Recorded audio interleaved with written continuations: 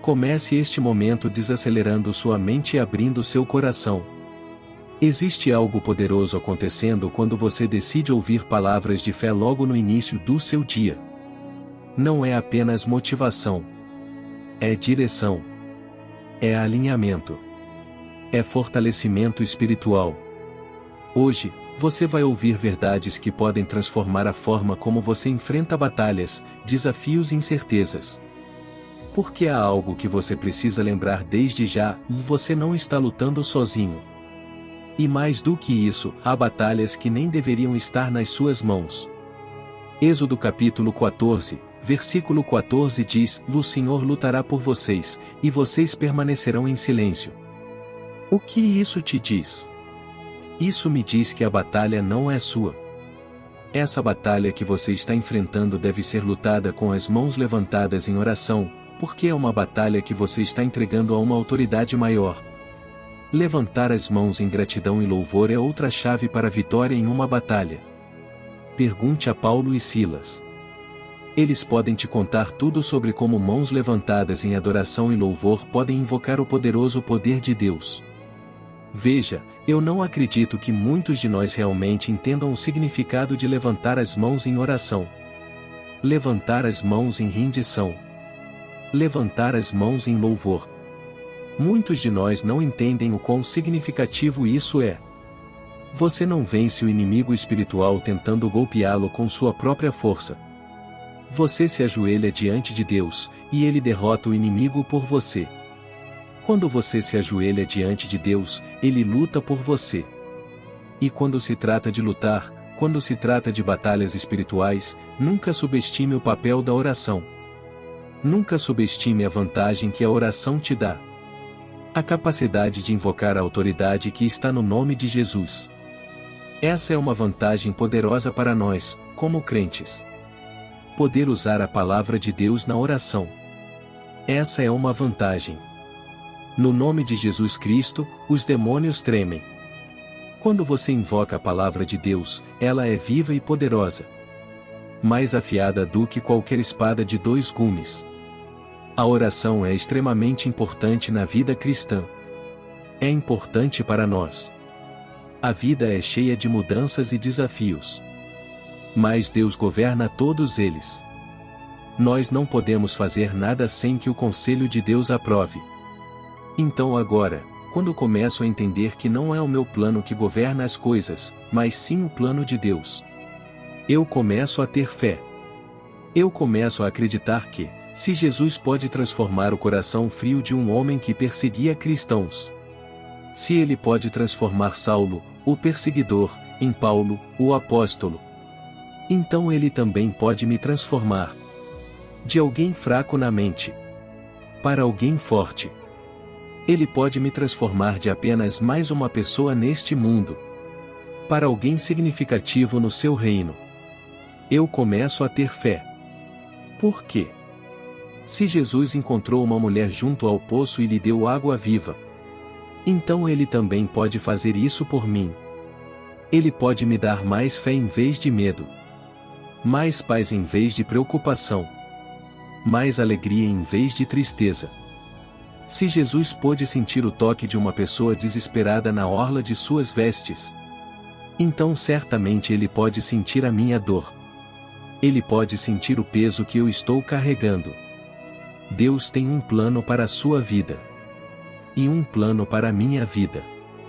Nós podemos seguir esse plano. Ou podemos tentar ir contra ele e fazer o que queremos.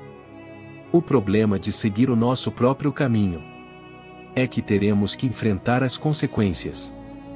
E eu prefiro seguir o plano de Deus do que viver sem a direção dele. Então a pergunta é: meus planos ou os planos de Deus? Eu quero te encorajar a ser ousado. Muitos cristãos são tímidos e fracos, porque não conhecem o poder e a autoridade que têm em Jesus. Mas lembre-se. Evangelho de Lucas, capítulo 10, versículo 19 diz: Eu lhes dei autoridade para pisar serpentes e escorpiões e para vencer todo o poder do inimigo. Nada lhes fará dano. Segure essa promessa. Deixe isso despertar o seu espírito. Você não deve mais viver com medo. Jesus Cristo te deu autoridade. Autoridade para pisar sobre o inimigo e seus demônios. Autoridade para vencer todo o poder do mal. Então entenda isso. Não é o seu destino viver com medo. Não é o seu destino ser um cristão tímido. Jesus Cristo, o Senhor dos Senhores e Rei dos Reis, disse que te deu autoridade. Nada te fará dano. Que isso seja o motivo para você orar com poder. Que isso seja o motivo para você orar com ousadia. E guarde isso. Quando pensar em poder, pense em oração. E quando pensar em oração, pense em poder. Mais oração, mais poder. Se você quer mais poder, ore mais. A oração nos conecta com Deus. A oração nos capacita a viver aquilo que está escrito em Filipenses capítulo 4, versículo 13. Tudo posso naquele que me fortalece. Lamentações capítulo 3, versículo 40 diz: examinemos os nossos caminhos e voltemos ao Senhor. A Bíblia nos chama a examinar a nós mesmos, para nos tornarmos cada vez mais parecidos com Cristo, e menos com o mundo. Devemos analisar nossas atitudes, investigar nossas ações, avaliar nossas intenções. Você está fazendo o que faz para a glória de Deus, ou para a exaltação pessoal? Primeira carta aos Coríntios, capítulo 11, versículo 28 diz: examine-se, pois, o homem a si mesmo, e então coma do pão e beba do cálice. Por isso eu te encorajo. Seja obediente. Examine aquilo que você tem permitido na sua vida. Seja criterioso com o que você deixa crescer dentro de você.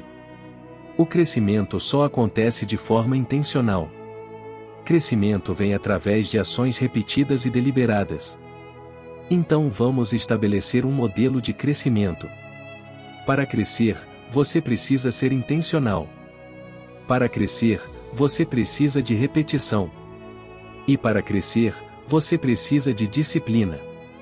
Agora, vamos olhar para o crescimento sob uma perspectiva bíblica. Porque, como cristãos, existem muitas áreas nas quais precisamos crescer. A primeira área que precisa de crescimento é a nossa salvação. A Bíblia diz em 1ª Carta de Pedro, capítulo 2, versículos 1 ao 3. Portanto, abandonem toda maldade, todo engano, hipocrisia, inveja e toda espécie de maledicência. Como crianças recém-nascidas, desejem ardentemente o puro leite espiritual, para que por meio dele cresçam para a salvação, se é que já provaram que o Senhor é bom. Essa passagem nos lembra que, como novas criaturas, como pessoas nascidas de novo, precisamos desejar a palavra de Deus, assim como um bebê deseja o leite, porque é através dela que crescemos. Isso significa que temos o potencial de crescer na salvação e chegar a um ponto onde não lutamos mais com as mesmas dúvidas, nem tropeçamos nos mesmos erros, nem caímos nos mesmos pecados. Esse crescimento acontece quando focamos na palavra de Deus. Ela é como leite puro para o nosso espírito. E é a palavra que nos faz crescer. Muitos cristãos continuam presos no mesmo ciclo de pecado, porque não estão se alimentando da palavra. Muitos não estão nutrindo sua fé de forma consciente, para não cair mais nas mesmas armadilhas do inimigo. Mas nós deveríamos estar avançando para novos níveis. Um nível onde somos mais fortes, para vencer os desafios que estão diante de nós. Outra área em que precisamos crescer é na nossa vida espiritual. O nosso espírito precisa ser fortalecido. Romanos capítulo 6, versículo 6 diz: sabemos que o nosso velho homem foi crucificado com Cristo, para que o corpo do pecado seja destruído, e não sejamos mais escravos do pecado. O velho homem é a carne. é a nossa natureza inclinada ao pecado. E essa natureza precisa ser crucificada. Primeira carta aos Tessalonicenses, capítulo 5, versículo 23 diz: que o próprio Deus da paz os santifique completamente. E que todo o espírito, alma e corpo de vocês sejam conservados irrepreensíveis para a vinda de nosso Senhor Jesus Cristo. Aqui entendemos que somos espírito, alma e corpo. E se queremos abandonar o velho homem, se queremos vencer a carne, então precisamos fortalecer o nosso espírito. Gálatas capítulo 5, versículo 16 diz: andem no espírito, e vocês não satisfarão os desejos da carne. Mas para viver no espírito, é necessário crescimento espiritual. E existem muitos objetivos espirituais que devemos buscar. Primeira carta aos Coríntios, capítulo 12 fala sobre os dons espirituais: sabedoria, conhecimento, discernimento de espíritos, variedade de línguas e muitos outros. Agora voltamos ao princípio. O crescimento só acontece com ação intencional. O modelo de crescimento se aplica a todo cristão e envolve 3 coisas: intencionalidade, repetição, disciplina. Quando falamos de intencionalidade, significa colocar Deus em primeiro lugar de forma consciente. Quando você lê a Bíblia, você está buscando respostas, buscando conhecer a Deus, buscando entender como viver de acordo com a vontade dele. Quando você ora, você está cultivando um relacionamento com Deus. Você está se submetendo à vontade dele. Você está buscando a presença dele. Mas isso não pode ser algo ocasional. Precisa ser repetido todos os dias. Coloque Deus em primeiro lugar todos os dias. Antes de qualquer decisão. Antes de qualquer ação. Seja através da oração ao acordar, ou meditando na palavra ao longo do dia. Isso precisa se tornar um hábito constante. Por que você não cresce espiritualmente? Se lê a Bíblia por 2 dias e depois passa 1 mês sem ler, você não cresce. Se só ora quando está em dificuldade e depois esquece de orar quando tudo melhora, a repetição verdadeira é diária. Ler a palavra todos os dias, orar todos os dias, buscar a Deus todos os dias. E por fim, disciplina. Disciplina é o que sustenta tudo isso. E muitas vezes é a parte mais difícil. Porque disciplina significa reorganizar sua vida, colocando Deus no centro de tudo. Significa proteger o tempo com Deus, não deixando que outras coisas ocupem esse espaço. Sem disciplina, você pode até dizer que vai orar, mas vai dedicar poucos minutos. E isso limita o seu crescimento. Agora imagine: se você decide ler a palavra antes de sair da cama, se você decide orar depois do trabalho, se você decide meditar antes de dormir, isso muda tudo. A qualidade do seu relacionamento com Deus aumenta. E o crescimento também. Crescimento e maturidade espiritual devem ser o desejo de todo cristão. Devemos crescer de bebês espirituais para gigantes na fé. Às vezes, precisamos de tempestades. Precisamos de lutas. Precisamos de desafios para perceber o quanto somos abençoados. Muitas vezes, só enxergamos a bondade de Deus depois que atravessamos a tempestade. Você já percebeu como a intensidade da sua oração muda quando você está passando por dificuldades?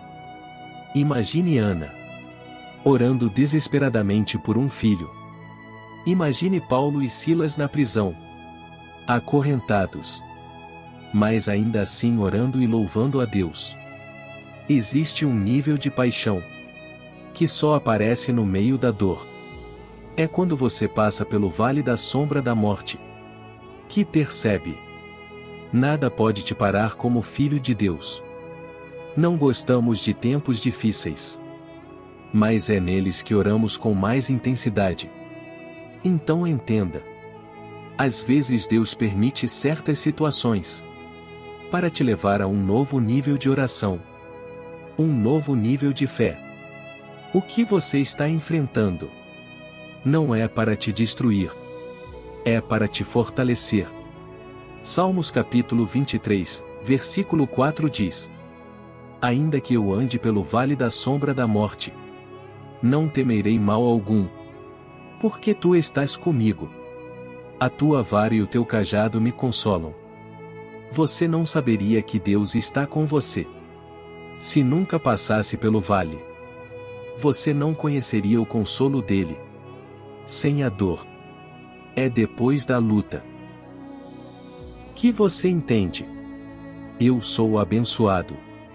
Lembre-se também de algo muito importante: Deus não apenas te livra de coisas, Ele também te protege de coisas que nunca chegaram até você. Viver uma vida abençoada não significa apenas ser liberto de problemas, mas também reconhecer aquilo de que você foi poupado. Talvez você nunca tenha sofrido um acidente grave, mas agradeça a Deus por ter te guardado. Talvez você nunca tenha enfrentado uma doença séria, mas agradeça a Deus por manter sua saúde. Talvez você nunca tenha se envolvido com vícios, mas agradeça a Deus por ter te preservado. Isso também é bênção. Nem sempre Deus precisa te tirar de uma situação. Às vezes, Ele simplesmente impede que ela aconteça. E isso também é cuidado. Você não acerta sempre, mas Deus continua te favorecendo. Você não acorda todos os dias pela sua própria força. É Deus quem te dá vida.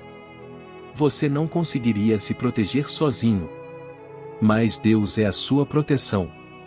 Existe poder que realiza maravilhas no precioso sangue do Cordeiro de Deus. Quando eu era mais novo, lembro da minha mãe me ensinando a orar. E ela sempre dizia: declare o sangue. Sempre que orar, declare o sangue. Porque é isso que te guarda. É isso que te protege. E hoje eu entendo. Quando declaramos o sangue de Jesus sobre nossas casas, estamos estabelecendo um limite para o inimigo. Estamos dizendo: até aqui você pode ir, e não mais. O sangue de Jesus oferece proteção divina.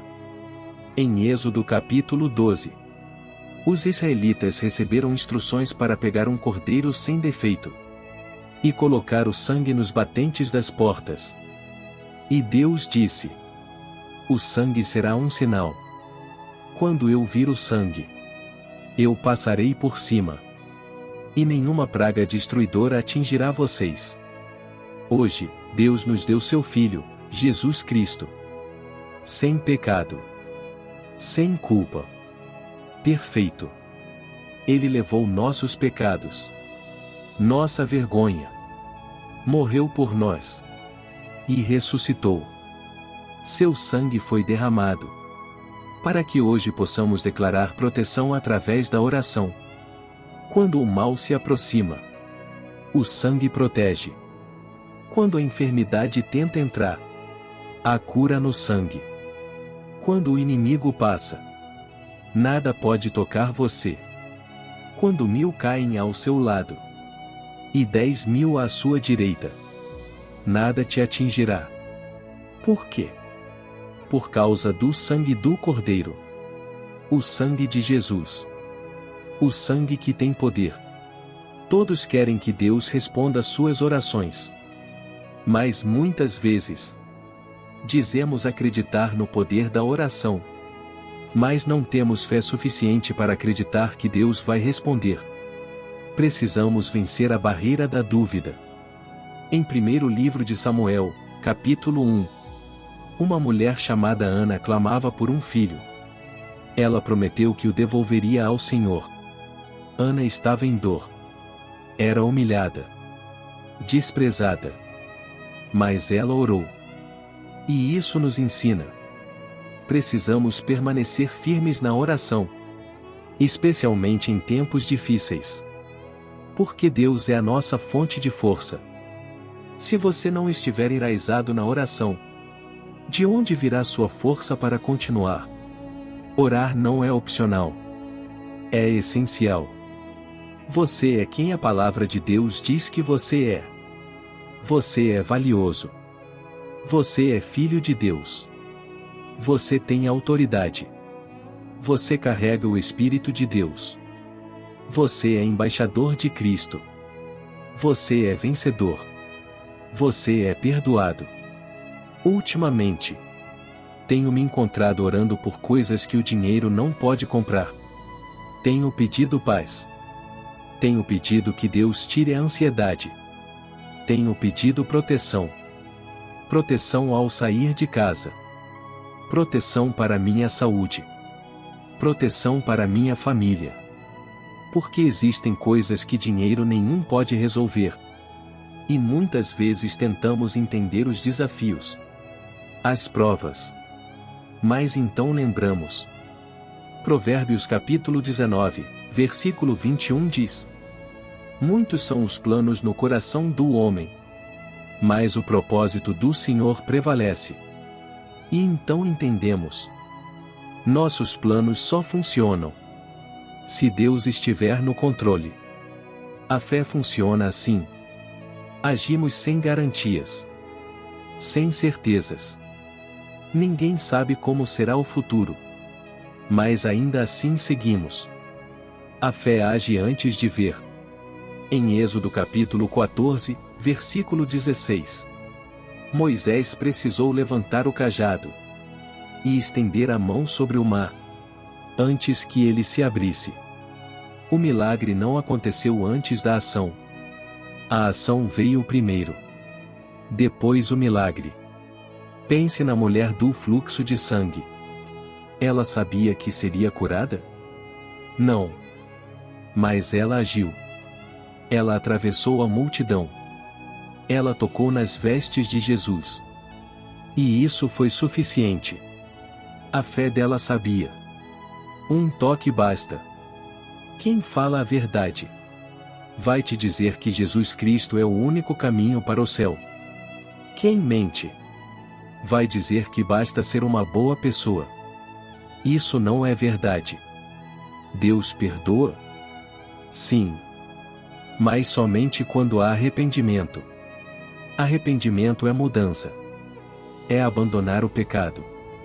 A Bíblia não diz que pessoas ou boas ou entram no céu.